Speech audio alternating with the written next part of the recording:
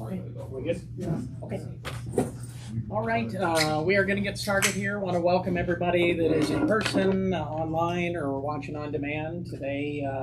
My name is TJ Willard. I'm one of the co-chairs of the criminal law section of the Boulder County Bar, along with Mary Claire Mulligan. And today we have the pleasure of having Abe Hutt join us to talk about felony DUIs.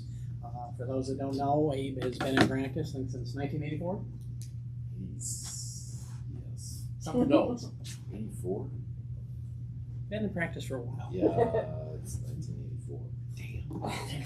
But currently a shareholder at Rector Cornfield. Right. He's been there since 2016, and we are lucky to have him today talking about felony DUIs, the laws and the procedures. So with that, I'll turn it over to Abe. Thank you. Thank you. Thank you.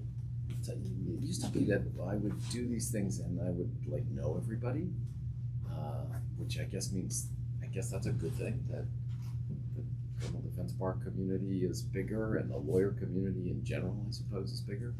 How many of you all are there any public defenders? Oh, yay, good, we love public defenders. And how about the rest of you in private practice? Okay. You guys too? Yeah. But no prosecutors. Right? Yeah. Former prosecutor. That's all right. We'll forgive you. Yeah. He's in recovery. Recovering prosecutor. Okay, that's okay too. All right, but there may be, right? Because there are I assume, prosecutors that belong to the bar association, or so, or judges or whatever, right? So, if I start to like go off the rails about just being totally a defense lawyer, somebody like raise your hand and say, "Whoa, remember this isn't a CCVP function." So when I started going through this and sort of creating this talk, what struck me over and over again about all of these subjects about felony DUI was sort of this, right? Like you think things are okay, like you think you know what's going on, and then think again, or you think something looks like it's going to be sort of good for you from a defense standpoint, but think again, because they've found a way for it not to be good for us from the defense side. And as I was working on at one point, I have these new kittens, and I was looking at the kittens, and I thought, well, this is what this is like. Like, you think you're out of this, you sort of think you're okay, but watch this move. Right? Is that like the best move ever? So somebody like they're like these ninja moves in the law, that sort of make things more difficult for us. So here's the first example of that. What's going on at DMV, right? Y'all know what's going on at DMV with felony DUI, because, boy, my view of this is that when you read the statutes, it ought to be just very crystal clear that what's happening is that what ought to be happening, whoops, I am going to show that to you more than once, just warning you right now. Prior to the start of felony DUI, and we all knew that people with multiple DUI convictions could get interlock licenses after a period of time, for the most part 1 month. Now, in all honesty, that surprised me when that law happened and the new interlock law went into effect, and everybody and the statutes were changed, and DMV began to interpret things, this is years ago now, that anybody with a multiple conviction was going to be eligible for interlock license, right? And that meant that this is DMV's shorthand for somebody with 2 convictions, right? They call it a second drunk driving because it's DUI or DWAI or per se, right? 3DD, and even people, habitual traffic offenders, right?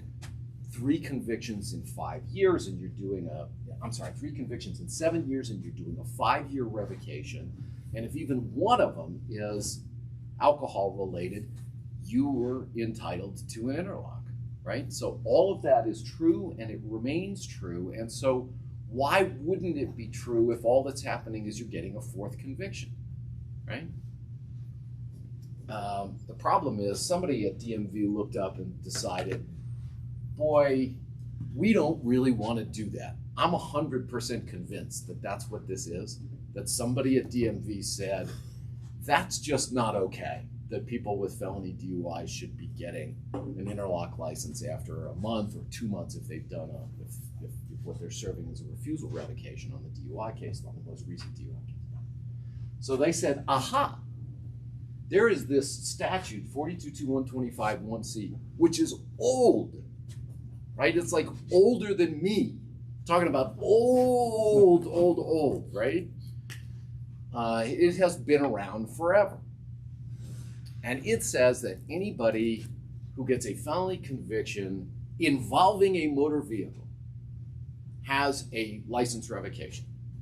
And it's in 422125, which is a whole long list of things that can cause a revocation that the statute says is a 1-year revocation, right? Now, of course, that's also true, right, of 2 DDs in that same statute, 3 DDs in that same statute, right?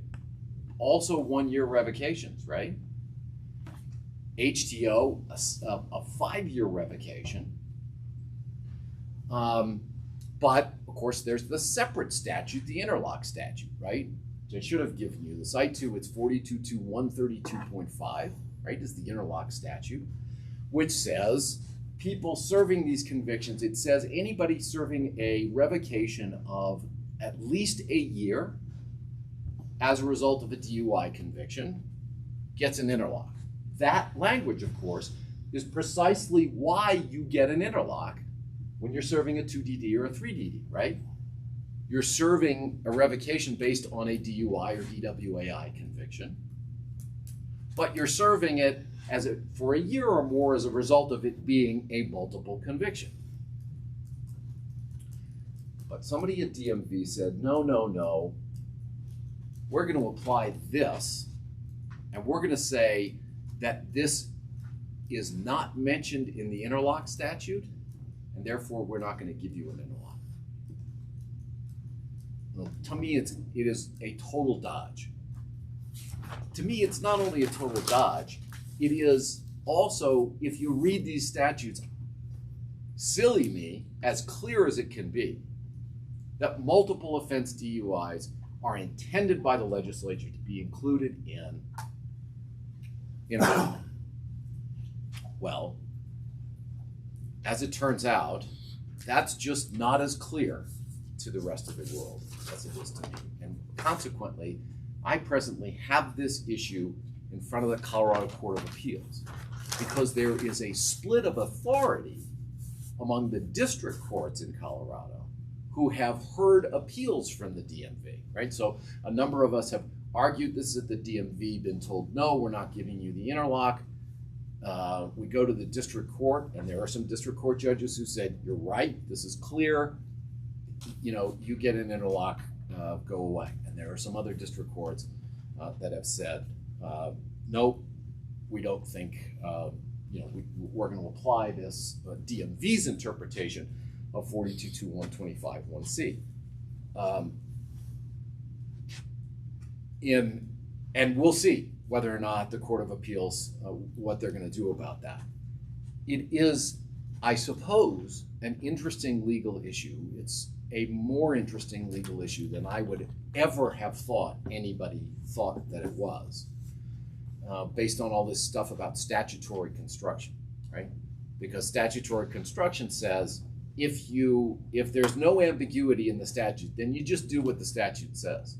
And I think, okay, I win, because this is just as clear as it can be, right? Apparently not.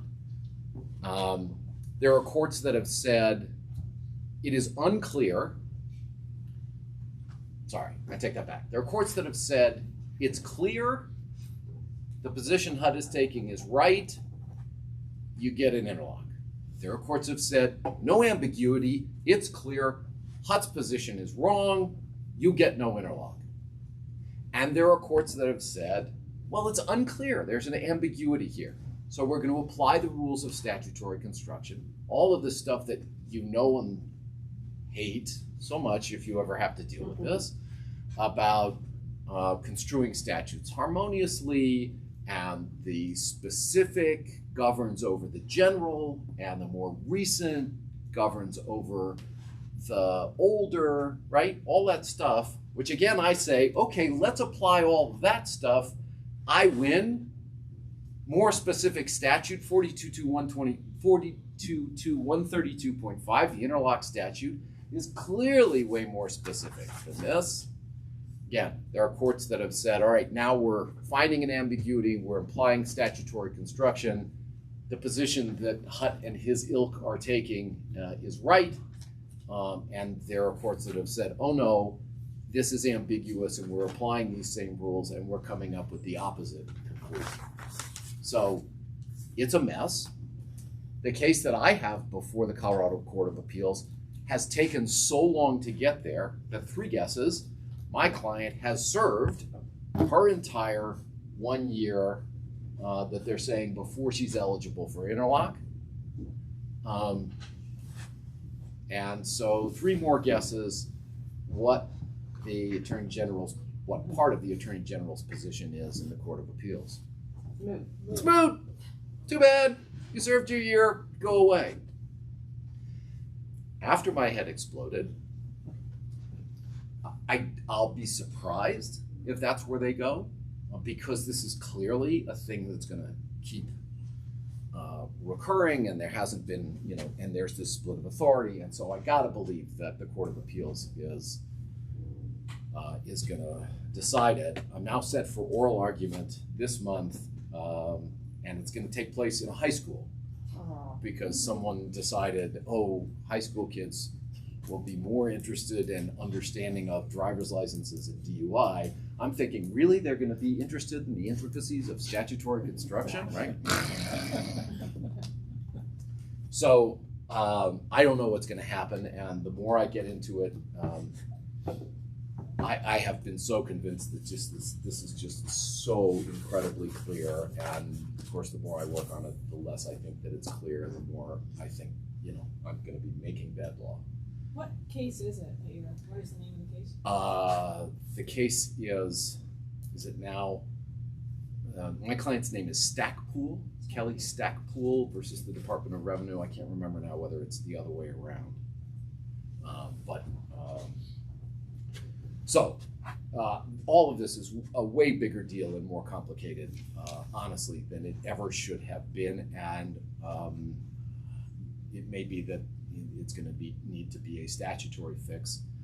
Statutory fix, of course, will be much more difficult because, do you want to sign up to testify at the legislature that people with 4 felony DUI convictions should be getting an interlock license?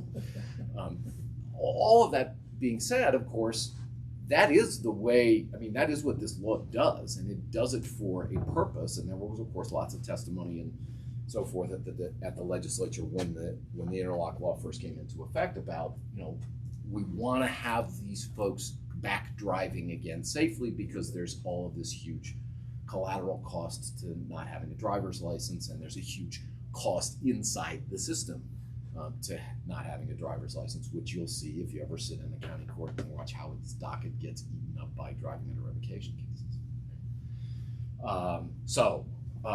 That, to me is one of the reasons that that you think you're okay, and then all of a sudden, right, you're not. Let's talk about some sentencing issues. I'm sort of trying to do this. I haven't ever given this talk before, so I never know exactly how long things are going to take. So I'm trying to do this in the order of what I think people will be most interested in. So, by the way, feel free to interrupt and ask questions. I'm happy to do that. And I want to make sure that I get to the stuff that's most important to people. Most people know that when the felony DUI law went into effect in 2015, it has always had this provision in it about judges having to look at, we think of it as an exhaustion provision. It's not entirely that, but it's mostly taken as that, all right? I mean, what the shortened version of is it says that before the court can send somebody off to DOC for this felony, it's got to make findings that, or it has to consider whether all other reasonable and appropriate sanctions and responses have been exhausted or do not appear likely to be successful if tried, or they present an unacceptable risk to public safety. So it's not 100% an exhaustion because it gives these two outs to the judge saying, well, not everything else has been tried, but unacceptable risk to public safety in this case because I think this woman is going to go out and drive and get her 5th, 6th, 7th, 10th, 15th, whatever it is, DUI, and that's a public safety issue, right? But for the most part, people really understand this to be, and I think most judges are using it, and most prosecutors understand it to be really taking a hard look at making sure that if prison's being imposed, that it is in fact, the last alternative, and everything else has happened. And so there's another provision that again sort of says the same thing. This actually appears earlier in the statute, but the court has to determine that the incarceration is the most suitable option given the facts and circumstances, including the defendant's willingness to participate in treatment. So it seems to be creating this, significant hurdle to putting people in prison, and that stuff is out there. It's about to get a little bit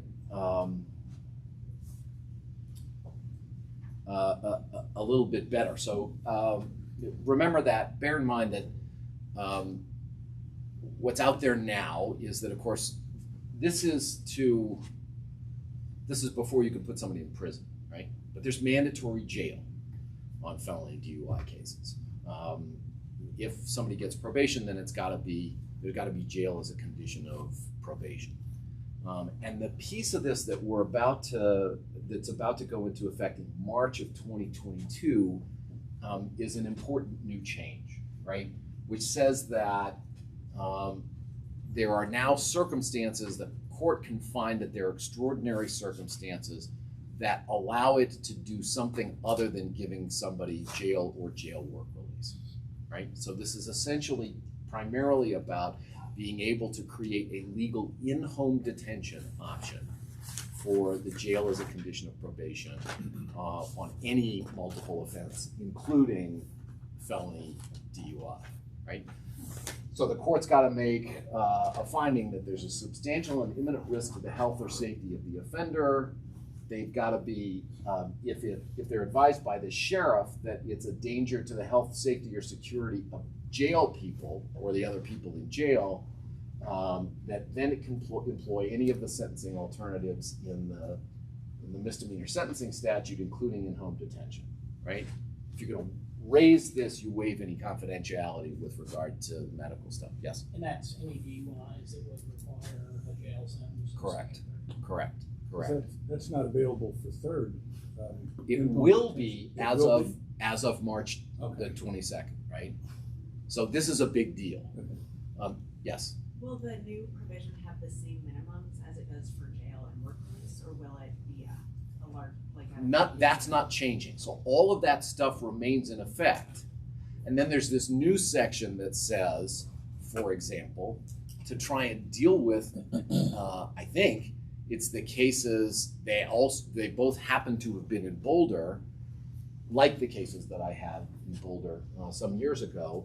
I had a guy with very severe autism, right, in his 50s or something, right, and he's got a third DUI, and his psychologist is telling me jail is going to be a terrible problem, not just for this guy, right, but for other inmates, for the staff. And what we had to do ultimately was get the judge to agree to an illegal sentence, right, of in-home detention, because there was nothing like this in the statute that says there's any out for the mandatory minimums on seconds, thirds, and 4+ on felonies, right?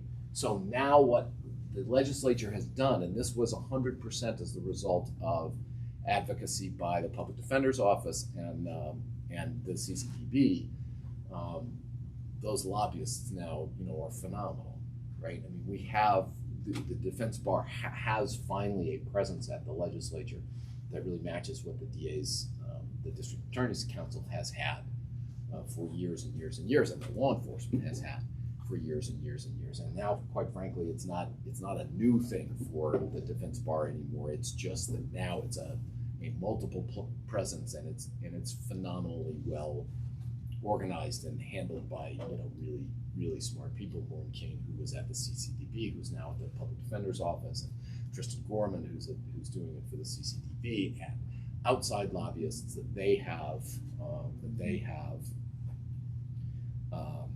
hired, and all those folks working together. They now have created relationships. There's a lieutenant, I guess now captain at the State Patrol, who's been a lobbyist there for a long time. They have worked really hard with the folks there and the CPAC to do the work that's been done in statute. So this was a huge piece that they were able to get agreement to adding into the statute. Of course, it also has some COVID significance because of the number of places that are not doing work release as a result of COVID. That's not true in Boulder, right? Boulder still has its work release program running, right? Yes. But there are places that don't. There are places that have discontinued a lot of the more rural places. Denver's doing it, but Pitkin County is not. El Paso County is not. They just eliminated their work release programs during COVID, and it's unclear whether they're all going to come back. So, as you know, the statute allows for work release on the mandatory minimums on all of these, but not for in-home detention as it presently stands. This will now change that. The case that I had was a cancer patient. So these things happen now that there is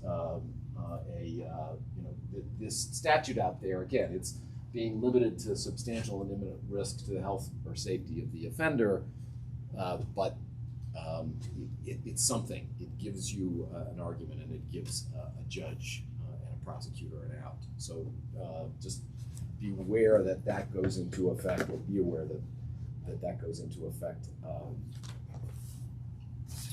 March of 2022.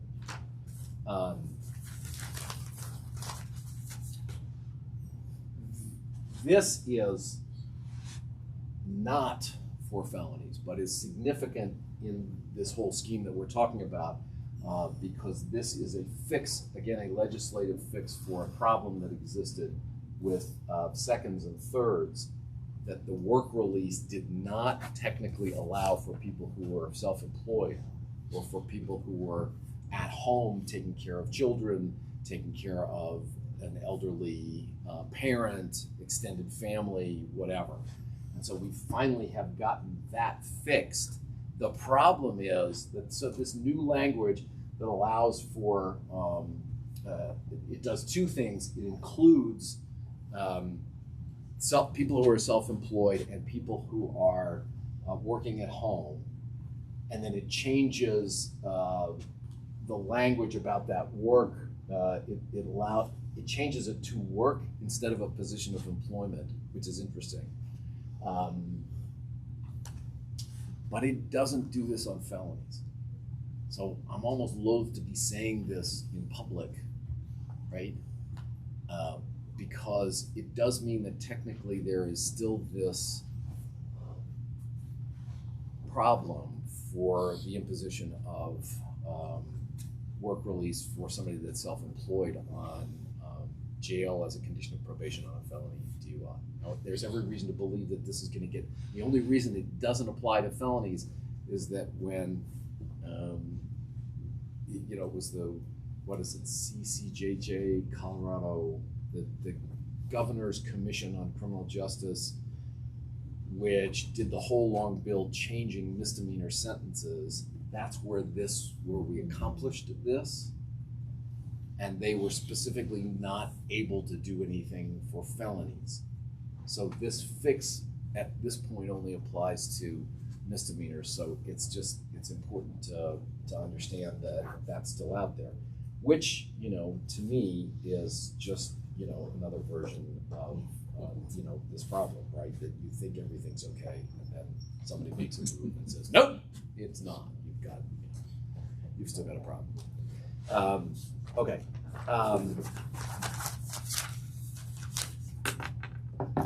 Okay. Linnebur.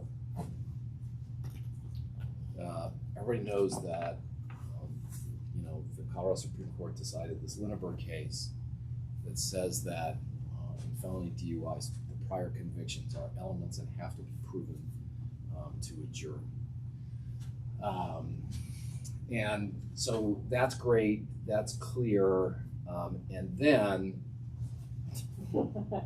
there's this problem, right? There's Justice Marquez, who said, now very famously, infamously, for some of us that sit on a particular side of the courtroom, be careful what you wish for.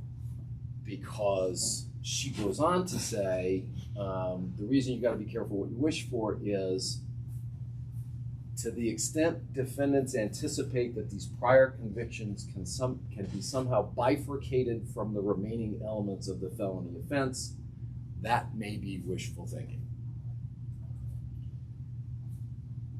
I think in law school they called this dicta.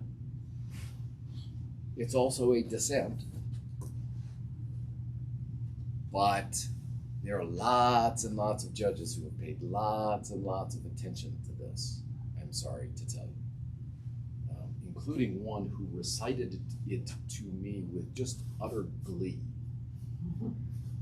in ruling against my motion to bifurcate the trial, right? And by bifurcation, of course, what I mean is what we did for a zillion years in habitual criminal cases, which is you do the underlying offense and the jury decides guilty or not guilty on that, and then you have a separate trial immediately on whether or not there are these prior felony convictions. Seems just common sense that that's what you would do in this situation, right? The reason Justice Marquez, whoops, what is that doing there?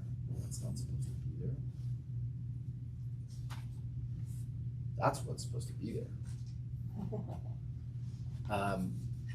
The reason, all my little things.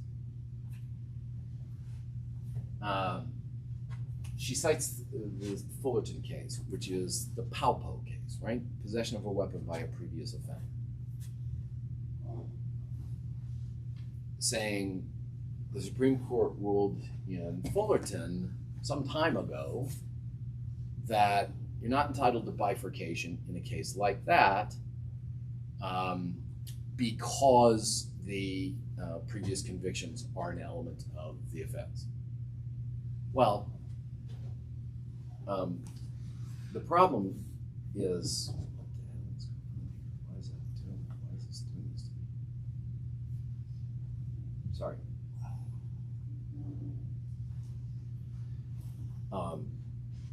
The difference is that in a Palpo case, if you don't have the underlying convictions, there is no crime, right? Possession of the weapon is perfectly legal, but for the existence of the prior convictions. That's just absolutely not true with DUI, right? Which makes it 100% like habitual criminal charges, where the underlying offense is still an offense. DUI is DUI is DUI, even more so with DUI, right? Since it's defined as exactly the same crime, whether it's a misdemeanor or a felony, it's only a question of, are there these prior convictions, which of course why there was an issue about is it an element or not, right? And it looked more like, or the argument was, no, it's really just sentence enhancement. But the court having now said, no, these are elements of the offense, now the question is, again, should you be able to bifurcate or not? This to me is a pretty unstoppable argument. But, as I say, I had a judge in Jefferson County with glee tell me on the record, not only, oh, no, Justice Marquez has said this, this judge went on to opine that Justice Marquez will be the next Chief Justice of the Colorado Supreme Court. Would you care to tell us what judge that is? I will once the recording's on. So, it's nuts, right? Again, I think this is nuts. Different judges are doing this differently around the state. You all in the public defender system probably know better than I do sort of what the split is, but this is a huge problem. And of course, in my view, will render, certainly our assumption is it's going to render most of these cases untriable.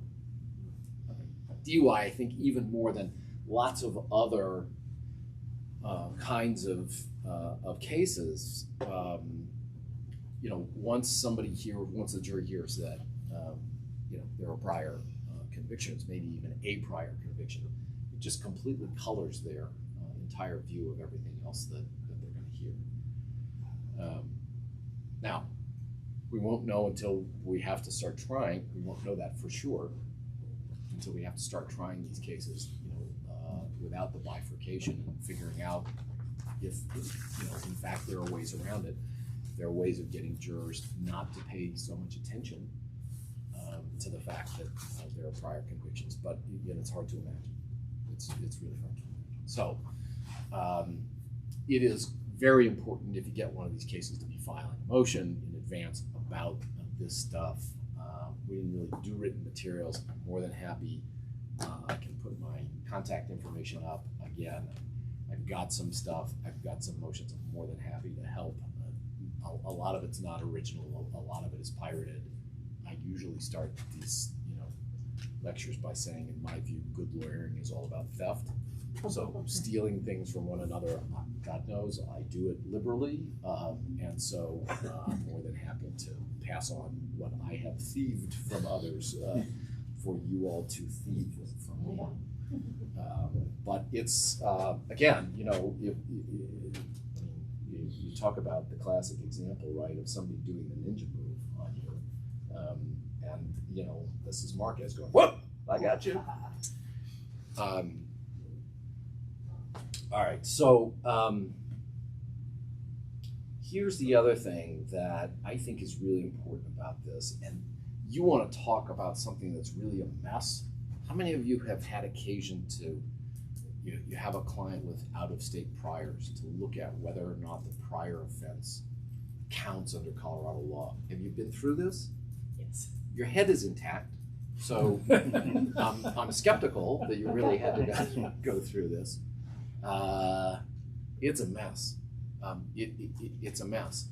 It's an interesting mess, but one that I think a lot more people should be paying attention to than they have in the past. And I don't pretend to be able to tell you a really good answer to this, but I think it's a mess, and understanding that the mess is out there and that it ought to be raised is the best that I can do.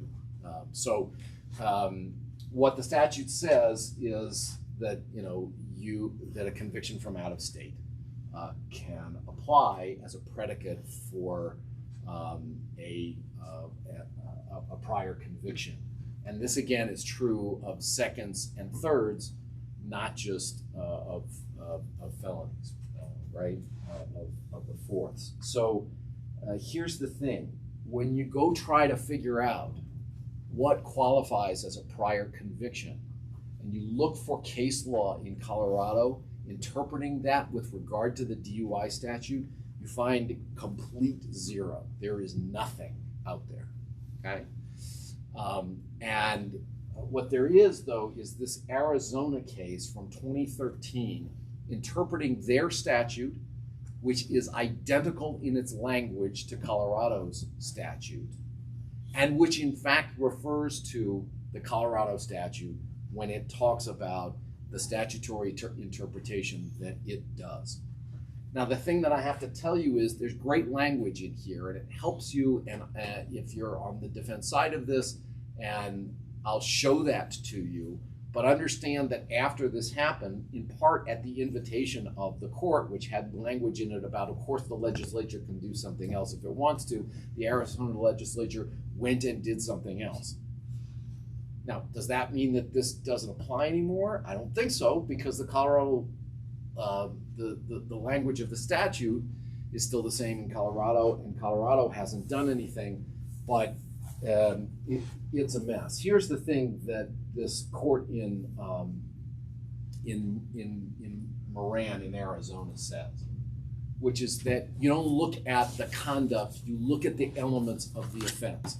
You look at what are the elements of the offense in the state, the foreign state where the conviction happened, and you compare that to the elements of DUI, DWAI, and of course there's other stuff too, right? Remember that it's driving under revocation, alcohol related, it's vehicular assault, vehicular homicide, etc., right? But you do this just by comparing the statutes, and here's the question that you ask yourself according to the Arizona court. Is there any scenario under which it would have been legally possible to have been convicted of a violation of the foreign statute, but not of the local statute? And in Moran, they say, yes, the answer to that question in that case was yes, there was a scenario under which that person could have been convicted, and it was because of things like the difference in the per se statutes, right? 0.08 with a 2-hour requirement as opposed to a statute that doesn't have a 2-hour requirement. Definition of driving, right? Actual physical control versus not actual, some other definition of what's driving, right? And so it wasn't, well, would that particular element have been satisfied under the facts of that case? They say, no, you just look at the elements and not at the conduct. Okay, well, great. That seems to be clear, right? When you look at, in Colorado, the law on habitual criminals, right? Same kind of thing, right? When does an out-of-state conviction apply? You see that Colorado Court of Appeals in 1995 saying, our search has failed to disclose any authority for the proposition that the court may, as was done here, meaning in the trial court, inquire into the foreign conduct to determine whether it would constitute a felony if committed in this state. All the appellate courts considering that opinion have rejected it. Great, okay, seems to be right in line with what Moran is saying, right? About DUI, but, hello, 2021, along comes the Colorado Court of Appeals again and says, a conduct-focused approach is not new to Colorado. Under its habitual sentencing procedures, a foreign misdemeanor or conviction will be considered a felony for habitual criminal purposes if it's equivalent to a felony in Colorado. And do you see what case they're citing? this one that says we've failed to disclose any authority for the proposition that the court can consider the conduct, right? But here is Dominguez saying understand what happened here. Somebody gets convicted of a misdemeanor in another state, court looks at the statute and says, that conduct here would be a felony. It's a felony here. Constitutes a felony here, right? It requires consideration of the elements of the foreign offense, but of the, not of the elements of the foreign offense. I have no idea. I have no idea how, right? This court is citing this case for this proposition when what this court says seems to me to be exactly the opposite. And I have no idea what any of this means with regard to your case. What I know is that there are a lot of these DUI cases where they're relying on out-of-state convictions. And it is the wrong thing to assume that whatever's out there applies and that it's necessarily going to be appropriately a predicate conviction for your felony prosecution here. And you got to go do the research, right? You got to go say, all right, what exactly was this person convicted of in the prior state? What does that statute look like? Oh, right, not what it looks like now. What did it look like in 1978, right? When your client was in college and got convicted of some version of, operating while intoxicated or whatever they happen to call it in that state. If you've done much of this work, you probably also recognize that with prior convictions that are of that age, there can be a real question about what the hell actually happened. I cannot tell you the number of times, both that I've had clients tell me, oh yes, I've got a prior conviction from Ohio from 20 years ago, and you go and look and no, they don't, right? It was a deferred judgment. It got, plea bargained down to something that was non-alcohol related. You look at the statute, it doesn't look anything like our statutes. And the opposite, of course, is also true, that people will say, oh, there's nothing there. And of course, it turns out, yeah, there really is a conviction from other state someplace. Yes, sir. It seems like there would also be issues, and I don't know if this has been teased out or not, whether, let's say, use your example for Ohio. So when it took place in 1978, was that a crime in Colorado in 1978, or does it matter whether it was a crime in 1978, or does it matter what they did in 1978 is a crime today in Colorado? And, you think about, I think about like age of consent, like all the different things that, can change throughout time. Yeah. And may vary regionally, state to state. And like what actually, I guess what I thought about, what would actually matter? Like that this would have been a crime had been done in Colorado at that time, or as we are here today, what they did in 1978 right. is illegal today in 2021. Right. Right. Crime. That's a great question, and I don't know the answer, and I don't know even what's out there if you go start looking at, okay, assuming that this stuff was clear, that the answer to this was right. one way or the other, well then what about that? Right. How does the time apply? Am I supposed to be trying to repeat the questions? No, you're fine, Nick. Oh, good. Around the corner. Around the corner. Love technology. That's a great question. And I have no clue what the answer is. And it seems to me, again, yet another thing that's going to be, that should be ripe for being raised. Because it would be odd to punish somebody in 2021 for something they did in 1990 that wasn't actually, to punish someone in Colorado in 2021. Like for possession of something that wasn't marijuana, a for crime, example. right? For something that wasn't a crime, or Right. there's a difference. That isn't now. That isn't now, Right. or that Totally wasn't agree. at that time. And so Right. Although classically, there's not any allowance for that really in habitual criminal, right? What happens is I think they do it in the proportionality and grossly disproportionate, like when you have the drug convictions, they're like, it's grossly disproportionate for simple possession now under current standards of Right. how we view Right, so that presumably the same kind of thing could apply here. You're less likely to have, I don't know, right? You're probably less likely to have a proportionality issue in the DUI arena, right? Than you would with, things like marijuana or, whatever, crack, powder, cocaine, that whole issue, whatever the other stuff was.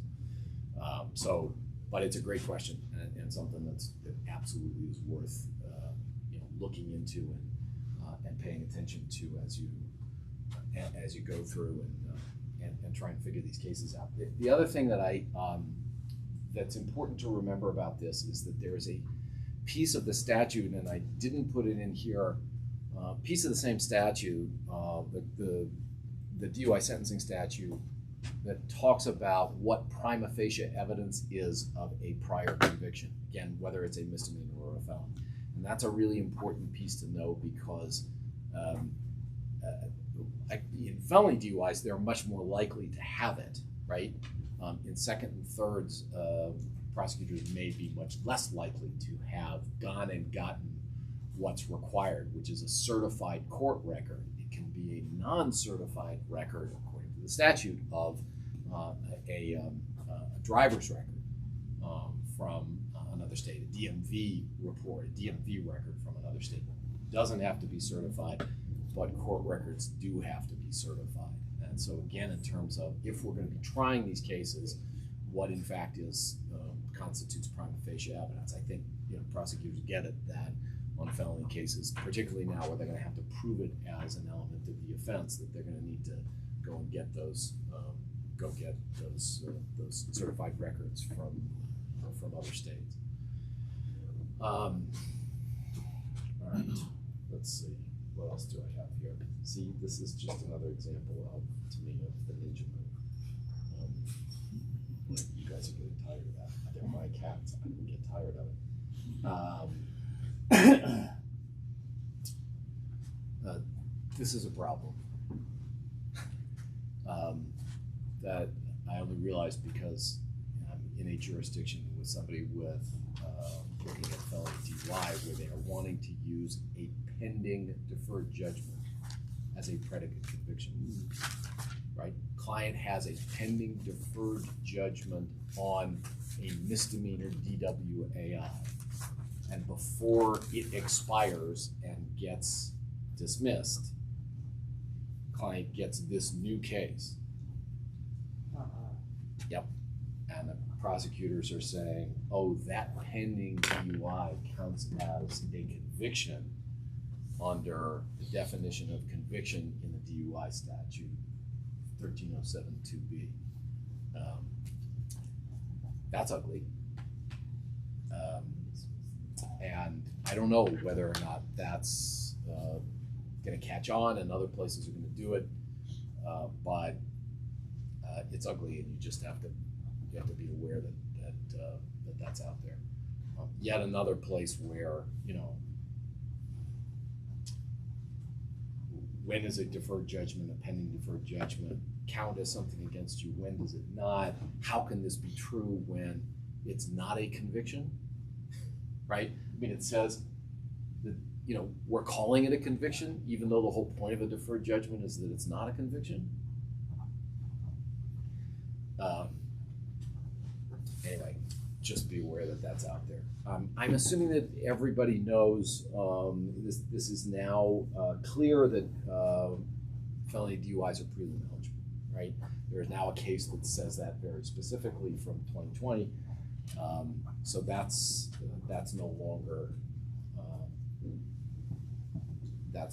sort of up for grabs. And I had arguments with judges about this for a long time. Again, I suppose I shouldn't be surprised that things that you think are just absolutely clear, somebody finds a way to say that they're not clear.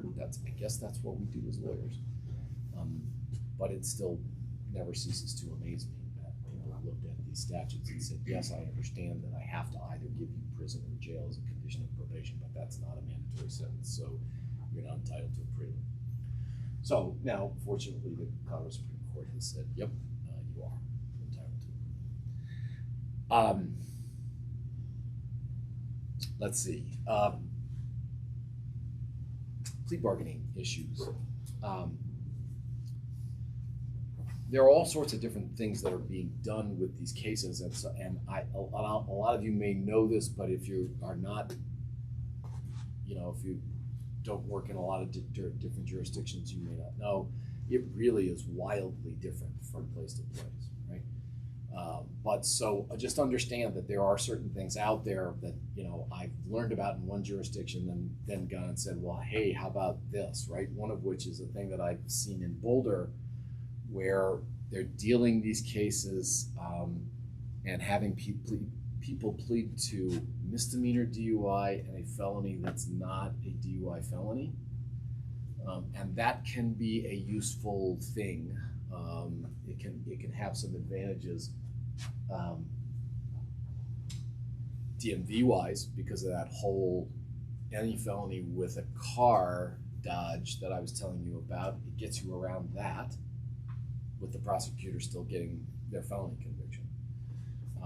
It can be important with regard to collateral consequences, particularly to professional licenses for people with different kinds of professional licenses.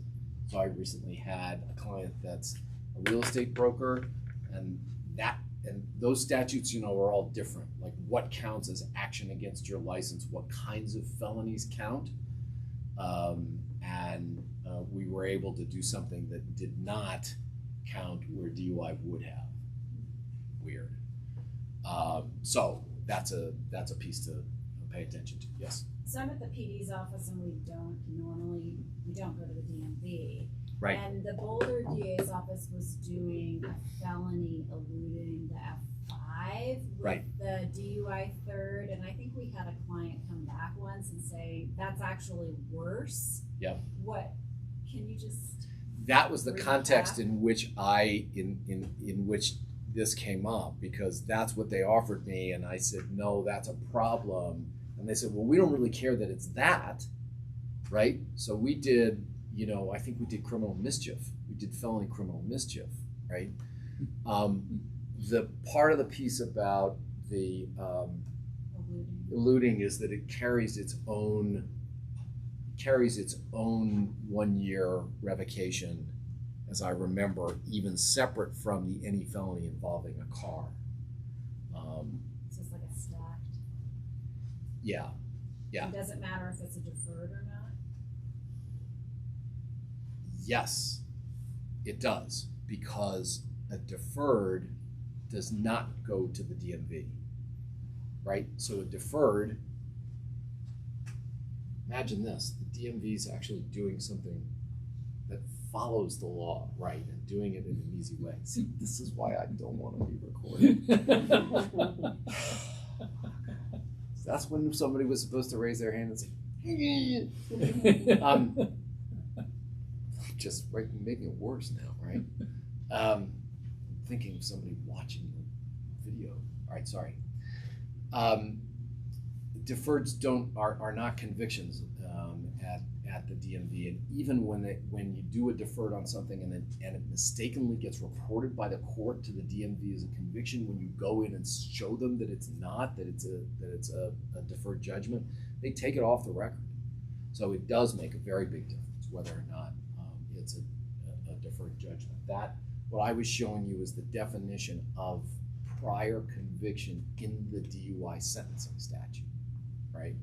Whereas the DMV statutes say you can only be, something can only be recorded on your record if it's a conviction.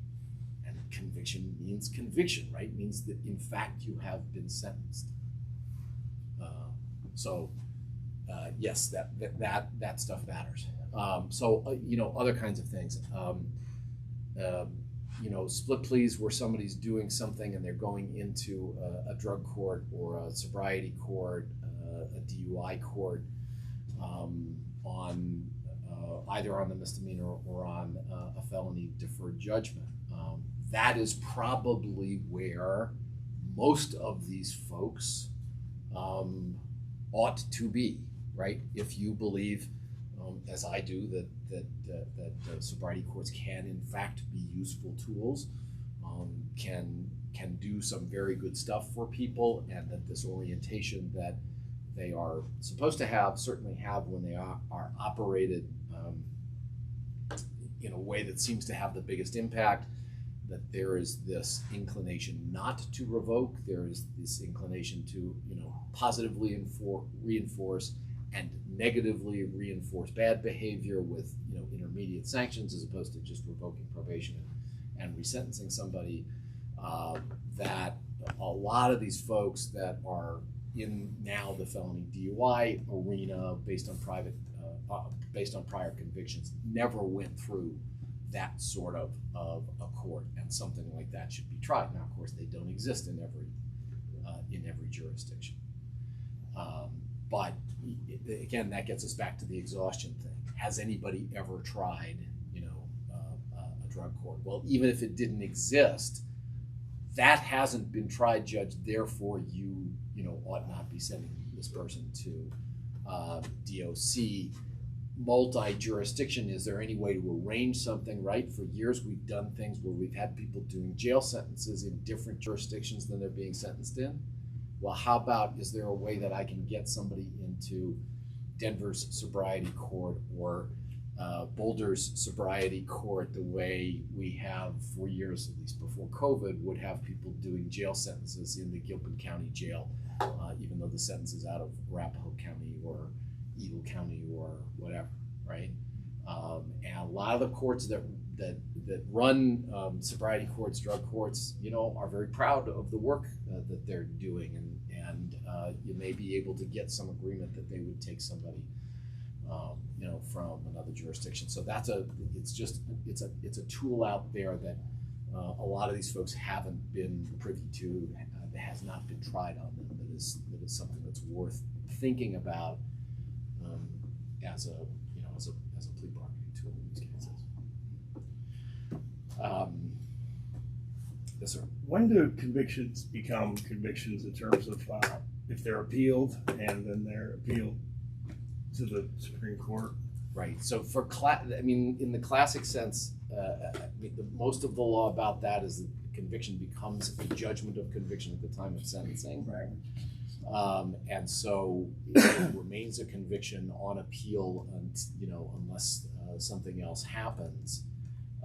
There's a specific provision about that for DMV records that says, while appeal is pending, they are not prevented from reporting it, on your driving record. Is there any decent argument to suggest that it shouldn't count as a prior if it's on appeal pending?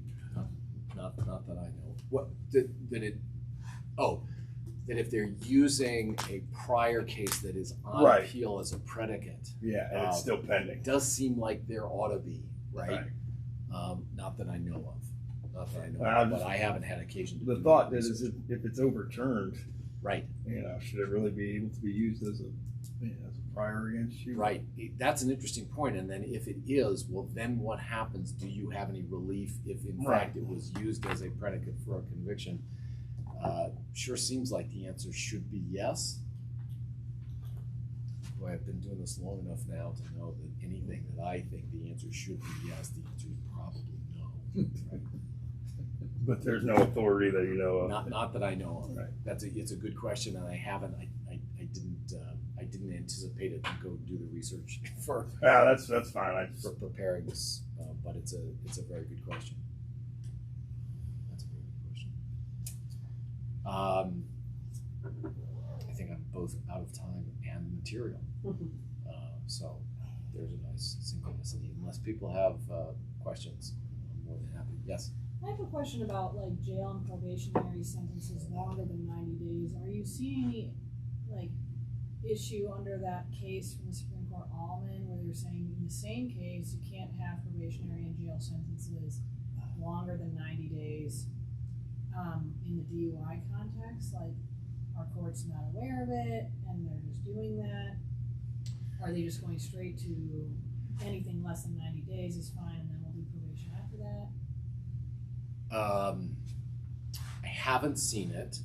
there is a provision of the DUI sentencing statute, that says all of this is separate and different from, unless we're specifically referencing it, The sentencing. the sentencing statute. But then, of course, it references it. Yeah. But I assume that that's where That's what that's happening, or that's what's being pointed to in terms of being able to say, we're doing jail sentences of much longer than 90 days. Yeah. Be aware that, as I said, that there are places that work release is not available. It's one of the reasons for that fix that we were talking about, El Paso County, and so it's going to give and it's going to give judges another tool for being able to create some alternatives to DOC, or is going to give us on the defense side an argument for why there should be more alternatives, on the probation side of jails and conditional probation. Any other questions? Okay, that's it. Thank you for coming. Thank you very much for those of you that came in person. It's nice to be able to talk to real people. Doing a thing like this just to a camera is just weird. So I appreciate it. Thank you.